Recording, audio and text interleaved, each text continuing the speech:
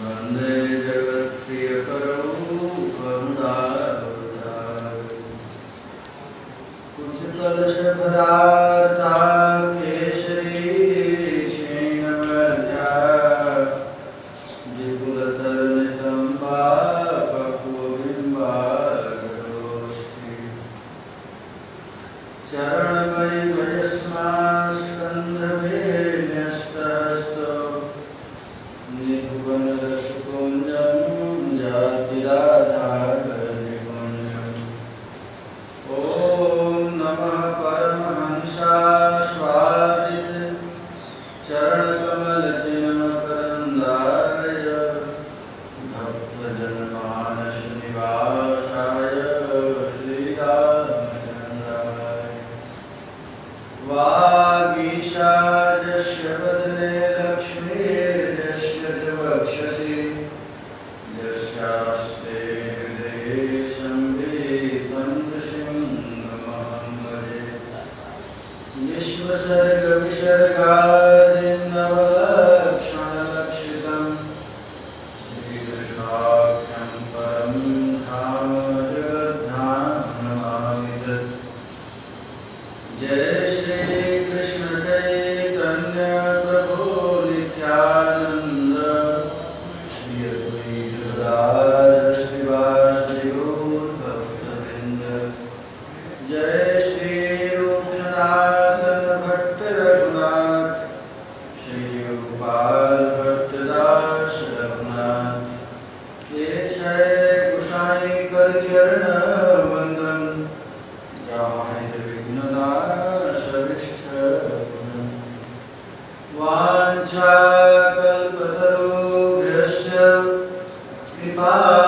कृपासिन्धुभ्यैव च पतितानां पावनेभ्यो वैष्णवेभ्यो नमो नमः।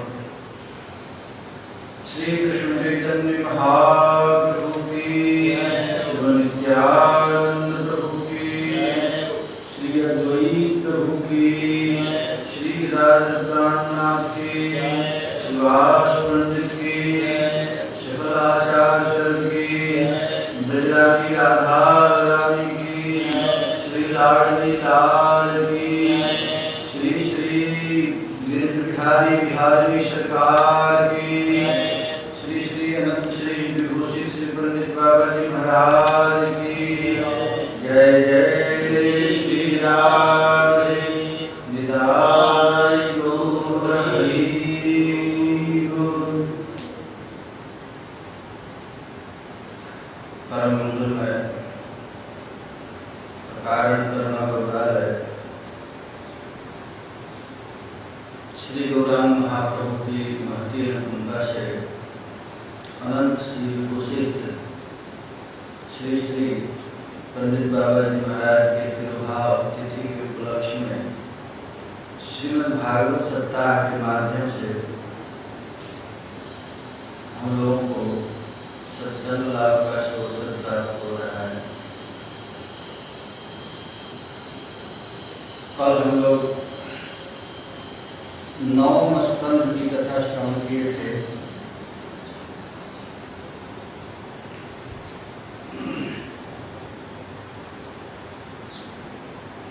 ये नवम स्कंद में सुखदेव जी विभिन्न प्रकार के राजाओं के चरित्र का वर्णन किए, सूर्यवंशी और चंद्रवंशी। चरितम परमाद्भुतम, अद्भुत चरित्रों का वर्णन किया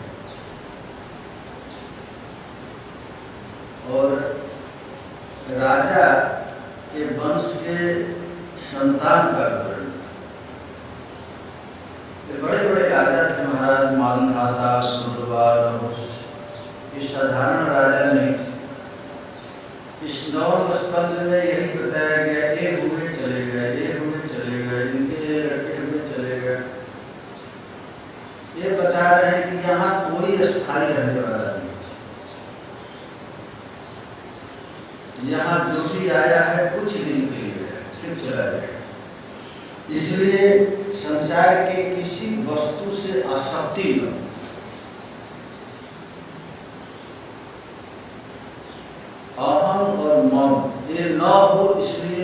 9 स्कंद की कथा की।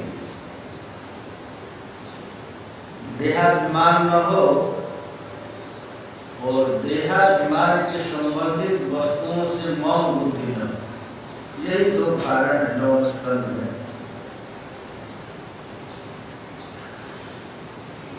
9 स्कंद की कथा कहते कहते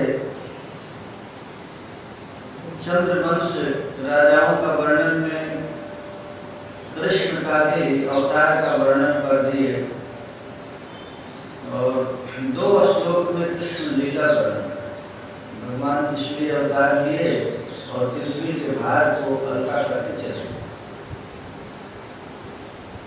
ऐसा आचार्य लोग कह रहे हैं कि ऐसा इसलिए किए कि एक बैठा हुआ परीक्षित है, इसको कथा सुनने की ललक है, ये जानने की।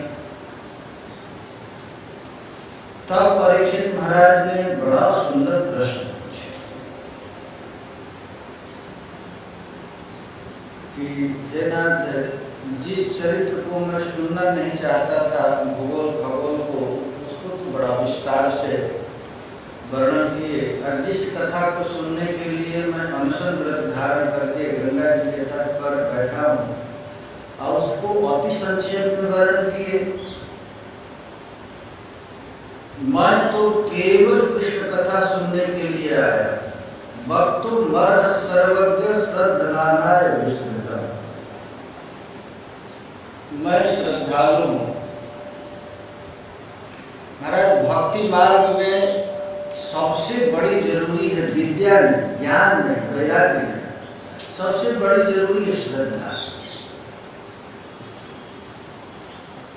ज्ञान वैराग्य को नय भक्ति हो, श्रद्धा है, मूल चीज श्रद्धा है।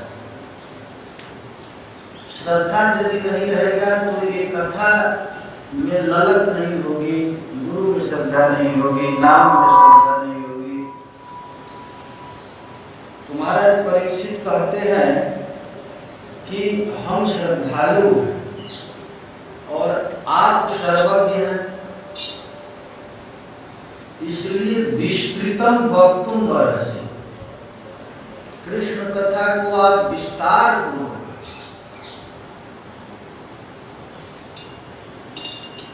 और यह भी चिंता छोड़ दीजिए कि हमको कथा के बीच में भूख लगेगी, प्यास लगेगी, बिल्कुल नहीं। नैषाति दुःखः क्षौन्मा त्यक्तो दम विवादते पिबंतम त्वन्मुखाम्बोजं च्युतम हरिकथा। भूख की तो बात ही नहीं, मुझको प्यास तक नहीं लगी।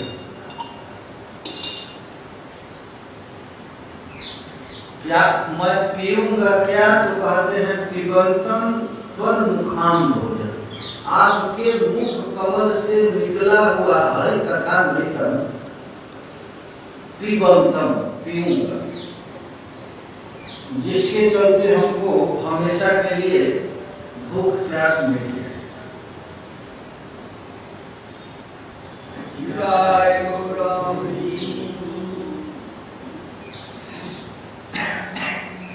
सूत जी कहते हैं, जब सुखदेव जी ने महाराज परीक्षित को कथा के प्रति इतनी भारी श्रद्धा देखा तो बड़े प्रसन्न हो गए। साधुवाद, बहुत अच्छा कहने लगे। विष्णुराज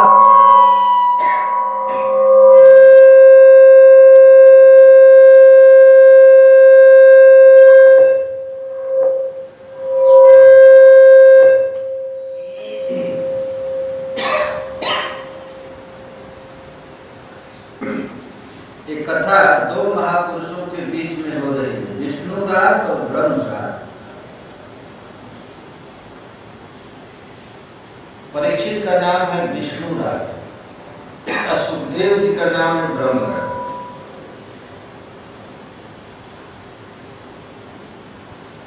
तो महाराज वे बैया सखी से भगवान नथ विष्णुराज प्रत्यर्च कृष्ण चरितम कल कल मसगनम।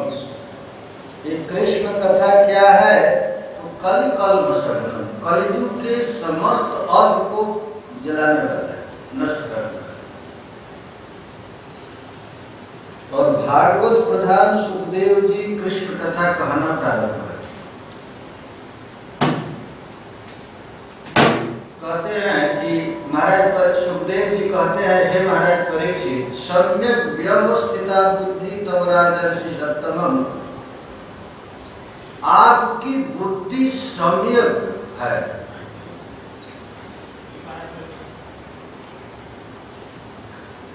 और आपकी बुद्धि को मैं आदर करता हूं,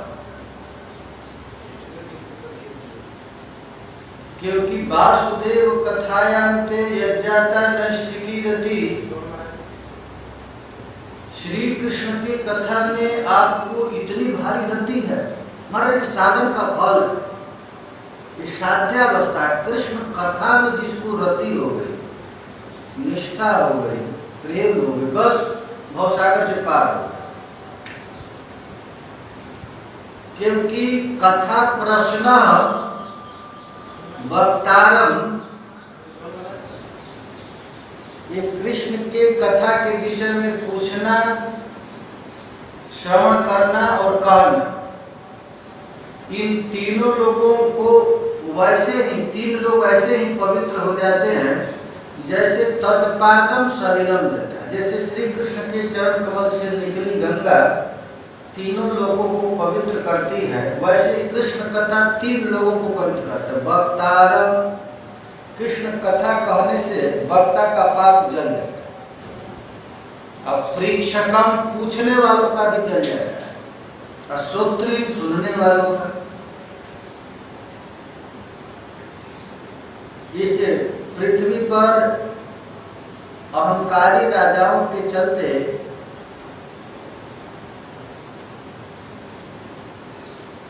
अहंकारी राजा माने घमंडी राजा जब इस पृथ्वी पर आ जाएंगे तो उसके भार से पृथ्वी अक्रांत हो, और उसको त्राण पाने के लिए ब्रह्मा जी के पास गए। ब्रह्मा जी के पास कैसे गई तो कहते हैं, गो भूत्वा श्रुमुखी खिन्ना क्रंदंती करुणम विभो। महाराज गरिया गई गाय, पृथ्वी गई गाय बनकर, गो भूत्वा। अच्छा गाय क्यों बनी? तो महाराज गाय करुणा की मूर्ति है। आप कोई भी जीव के पास जाएंगे आपके शत्रुगुण नहीं आएगा, गाय के पास आते ही आपके हृदय में शत्रुगुण का विचार है, इसमें इतनी करुणा है गाय। आप गधा के पास जाइए, कुत्ते के पास जाइए, तो वहां जाने से ही आपकी विकृति है। अन्य जीवों के पास जाए, गाय के पास जाएंगे तो आपको शत्रु है, उसमें हाथ फेर दीजिए, उसकी आंख से जो ममता का श्राव चलता रहता है। वो भूतवा श्रुमुखी खिन्ना, बिल्कुल वो गाय बन करके चली गई ब्रह्मा जी के पास।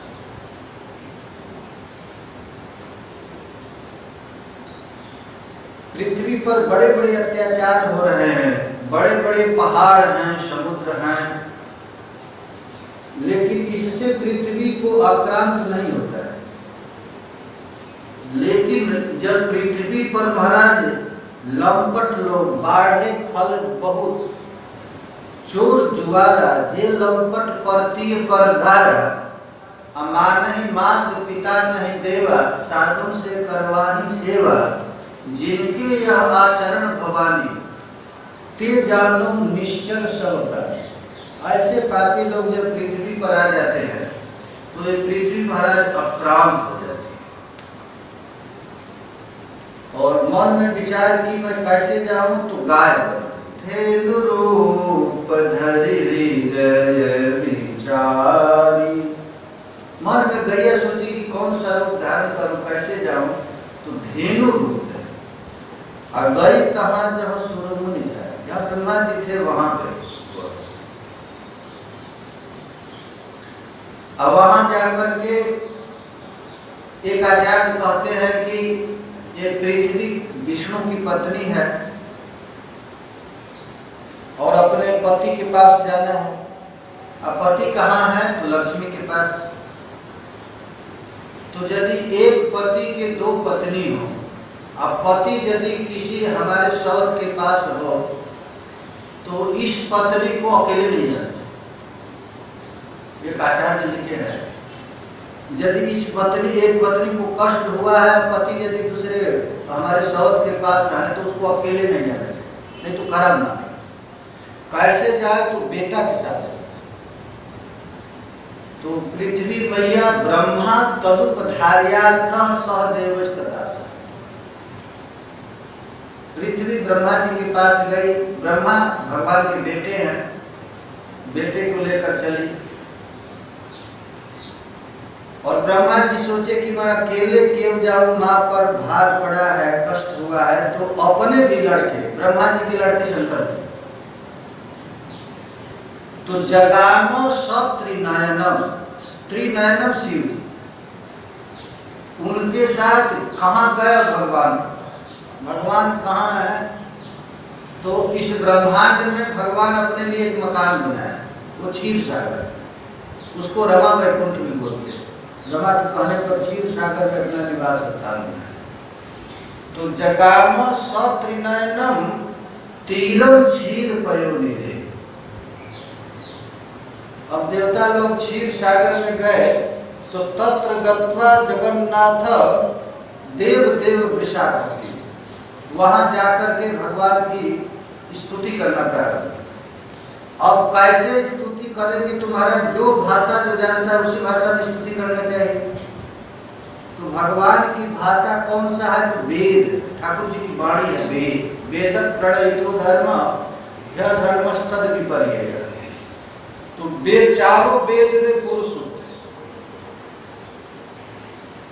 तो पुरुष सूक्त के द्वारा पुरुषम पुरुष सूक्तेन उपतस्ते समाय। ब्रह्मा जी पुरुष सूक्त से ठाकुर जी की स्तुति कर रहे हैं। जब स्तुति हुआ उसी समय आकाशवाणी हुई। ये आकाशवाणी को ब्रह्मा जी को सुनाई, और ब्रह्मा जी उस आकाशवाणी को देवताओं को कह रहे हैं, गीरम समाधौ गगने समेरिता निशम्य वेदास्त्रिदशानुवाच गां पौरुषु मे शृणुता वरा पुनः विधितयामासु तथैव माचिरा। जब ब्रह्मा जी समाधि में थे तो ये वाणी सुनाई दी आकाशवाणी। भगवान कहे कि ध्यान से सुनो, हे अमरा विधितयामासु तथैव माचुरम।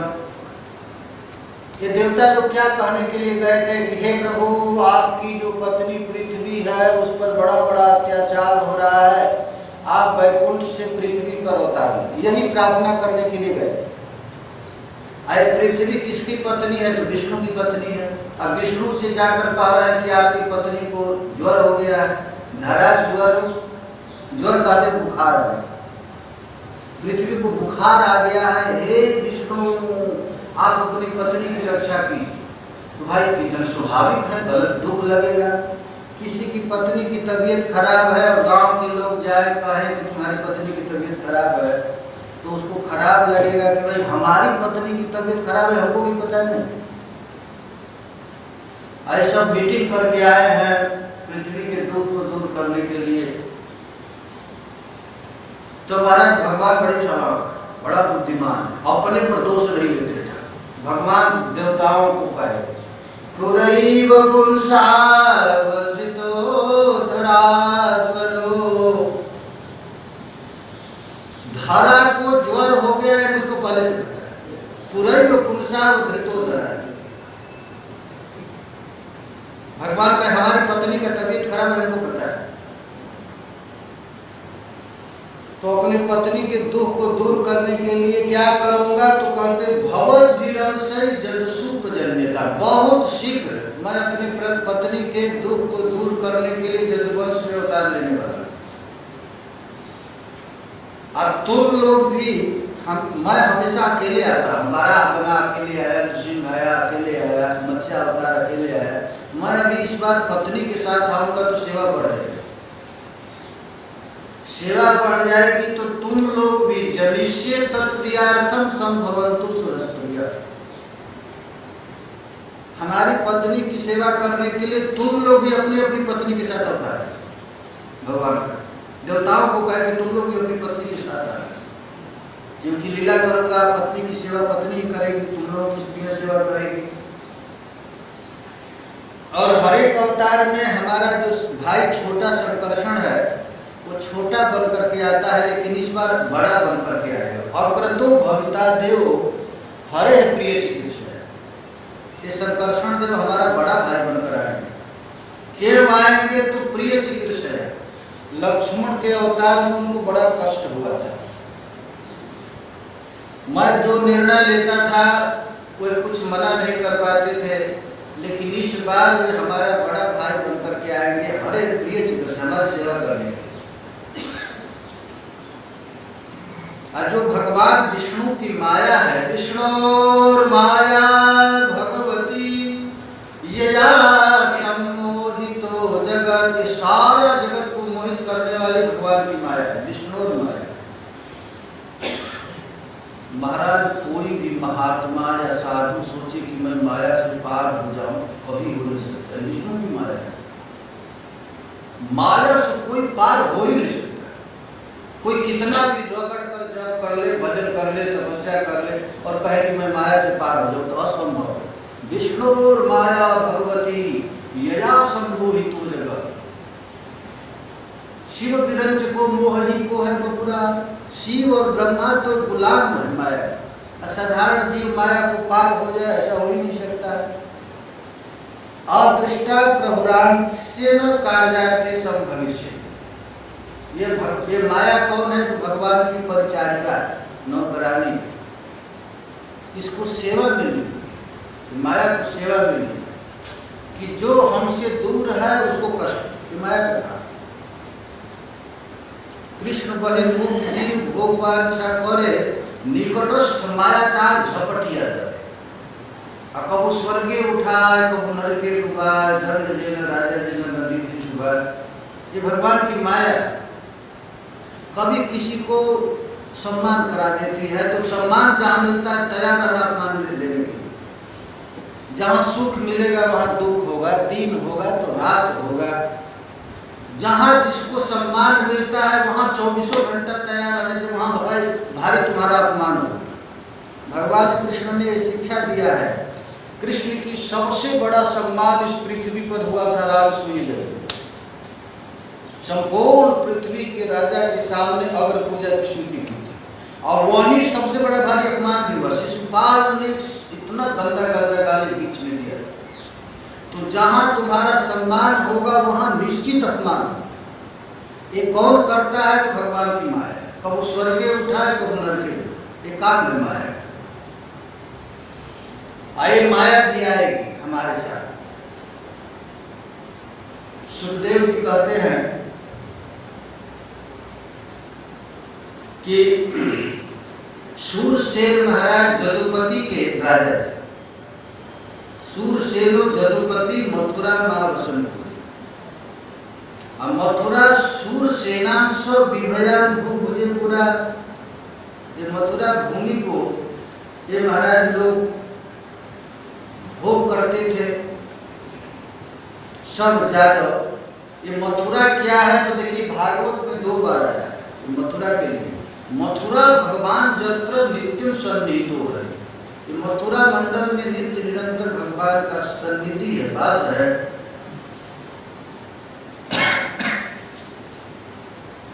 तुम्हारा ये देवक महाराज की जो पुत्री थी देवक की, उनका नाम था देवकी। तो देवकी की शादी तय हो गई वसुदेव जी से। देवक की 8 लड़कियां थी और घूमते रहते थे कि हम अपनी लड़की की शादी संसार के सबसे अच्छे व्यक्ति के साथ करें। तो पहली लड़की को खोजे, दुनिया में वसुदेव जैसा कोई अच्छा नहीं। करके अपने 7 लड़कियों की शादी वसुदेव जी के साथ करा। अंत में सबसे छोटी लड़की थी, उसका नाम था देवकी।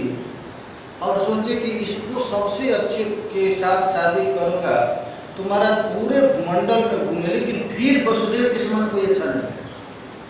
तो अपनी छोटी लड़की का भी शादी देवक्या सोदया साधन प्रणाले रथमार्व, उन्होंने तस्याम तो करहिचित शौरी वसुदेव कृतोद्भव।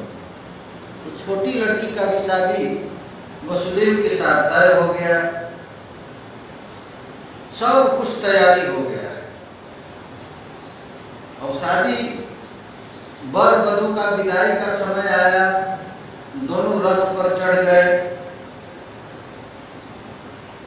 देवक्या सुरजया साधन प्रयाणे रथमा मारुवत, देवकी वसुदेव दोनों रथ पर विराजित हो गए और चलने लगे। उसी समय कंस के मन में आया कि महाराज जीवन भर में तो खराब ही काम किया, अच्छा काम तो किया नहीं, कम से कम उस बहन की शादी है, इस समय तो कोई अच्छा काम करे। और यदि दुष्ट आदमी कोई शुभ काम में भाग ले तो सब हमेशा डरना चाहिए, जरूर कुछ अशुभ होने वाला है। दुष्ट आदमी कोई अच्छा काम में आ गया तो समझ जरूर यहाँ भी कुछ गड़बड़ी हो, नियम। तो कंस आया और कंस आकर के रथ पर बैठकर धक्का मारकर ड्राइवर को पीछे गिरा ताकि हम रथ आए। दुष्टता है। रश्मिन हयाना जग्राह, वो रथ के लगाम को पकड़ लिया और चलने लगा। महाराज देवक भी प्रसन्न होकर के बहुत सारा हाथी घोड़ा, 15,000 घोड़े, 1800 रथ, सुंदर सुंदर वस्त्र आभूषणों से 200 सुकुमारी लड़कियां महाराज दहेज में दिए। शंख नगाड़े बज रहे हैं और देवता लोग आकाश में कानाफूसी कर रहे हैं, बात कर रहे हैं। ऐसे क्या होगा, देखो देखो देखो, ये कंस महात्मा हो गया, ये कंस इतना अच्छा हो गया, देखो देखो, ऐसे कानाफूसी कर रहे हैं देवता लोग। और इस कानाफूसी को हमारा सुन लिया कंस, ऐसा जोर से नहीं बोले, ऐसे ही बात कर रहे हैं देवता लोग। महाराज उसी समय आकाशवाणी पथि प्रग्रहणम कंस महावास शरीरवान अस्यास्तष्टमो गर्भे हंतायाम बहुते बुधा। अरे अबोध मूर्ख, थोड़ा बुद्धि भी नहीं है। जिस बहन के प्रेम में मतवाला होकर के तुरंत हाँक रहा है, ठीक इसी का 8वां संतान तुम्हारा काल हो। आकाशवाणी हंतायाम बहुते बुधा। सुखदेव जी कहते हैं कंस तो ऐसे ही खल था, भोजा नाम कुलपांग सम भोज वंशियों का कलंक था। जब सुना कि हमारा इसी का बेटा काल होगा तो तत्काल महाराज अपनी बहन के अभी अभी एकदम स्निग्ध किंचित कोमल जो केस था उसको पकड़ लिया। भगनी महंत मारद खड़पाणी कचेक रही, वो हाथ से पकड़ लिया और पकड़ करके तलवार निकाला और निकाल करके महाराज जेब ऐसे काटने चला। तब जुगुप्सित कर्माणम नृशंसन निरपत्र भव। ये कंस कौन था? तो नृशंस था। नृशंस का अर्थ होता है निष्ठुर था, और निरपत्रक माने निर्लज था, और अब काटने ही वाले था। उसी समय महाराज वसुदेव जी वहीं बैठे थे। वसुदेव के लिए यहाँ सुखदेव जी महाभाग है। वसुदेव महाभाग उवाच परिशान। महाभाग वसुदेव जी सोचे कि हमारे सामने ये मर्डर हो जाएगा, मार तुरंत प्रसन्न होकर के संतावना क्या दिए? कहते महाराज कंस आपकी कीर्ति तो सारे संसार में गाई जाती है, श्लाघ नहीं बुढ़ई सुन रही भगवान भोज जसस्कर। आप भोज वंशियों के तो साक्षात जस ही हैं, और इतने बड़े आदमी होकर के सब कथम भगनी अन्य, इतने बड़े होकर के आप अपनी बहन को मारेंगे। एक तो बहन, दूसरी स्त्री या तीसरे विवाह के मंगल में समय, इसमें आप मारेंगे। तो कंस महाराज डांट करके कहता है आपको सुनाई नहीं दिया कि इसका संतान हमारा काल है। तो वसुदेव जोर जोर से हंस लिए। अच्छा आप जैसे बुद्धिमान वो भी मृत्यु से डरते हैं। अरे महाराज मृत्यु जन्मवताम वीर देह न सजायते और देवाद सकांते व मृत्यु वही प्राणिनाम ध्रुव। मनुष्य होकर और मृत्यु से डर रहे हैं, आप पशु हैं क्या? अरे महाराज जिस दिन हम लोग माता के पेट से बाहर निकले तो जमीन पर थोड़े गिरे, हम लोग तो काल के मुंह में गिरे। और जिस दिन जन्म हुआ उसी दिन से मृत्यु हम लोगों का प्रारंभ हो गया। एक एक दिन, एक एक सेकेंड, एक एक मिनट करके हम लोग मर रहे हैं। मृत्यु जन्म बताएंगे, हम लोगों का जन्म हुआ नहीं, मृत्यु का जन्म हुआ। ये शरीर महाराज जिस दिन से जन्म लिया है उसी दिन से मर रहा है, प्रति क्षण मर रहा है। आज सतांते व मृत्यु वही प्राणिनाम ध्रुव। आज मरे चाहे 100 वर्ष के बाद शरीर नष्ट हो, मरना तो निश्चित ही। देह पंचत्वमापन्नम देहि कर्मानुभोगः। महाराज शरीर क्या है? एक परमाणुओं का संघात है। बहुत से परमाणु मिलकर ये शरीर बन गया, अकेले शरीर नहीं। अब बहुत मिल करके यदि वस्तु इकट्ठा होता है तो अधिक दिन नहीं चलता। इसमें एक एक सेल रोज नष्ट हो रहा है। हम लोगों का खून रोज मरता है, ये चमड़ा रोज मरता है, ये नख रोज मरता है, रोज रोज ये शरीर मर रहा है प्रतिदिन। देह पंचत्वमापन्न, ये आकाश वायु तेज पृथ्वी का सम्मिश्रण है और रोज रोज ये मरता जाता है। और कर्मानुकूल ये हम लोगों का शरीर टिका हुआ है प्रारब्ध कर्म से।